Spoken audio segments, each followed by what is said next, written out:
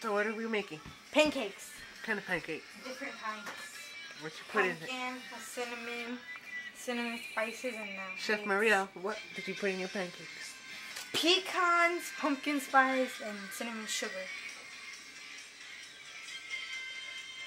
First you have to put the batter in, and then you have to wait until this part is ready. Then you flip it, and then you have to wait until this part is ready.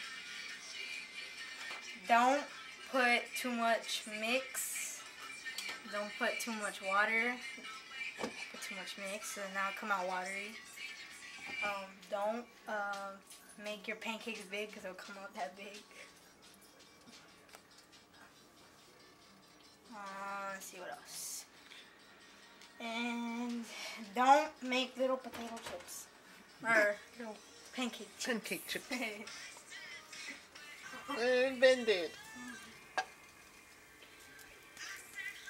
Oh, I'm always sick and we have to make pancakes. Pancake chips. Because big pancakes are so mainstream. Speaking that, I made those really pretty good.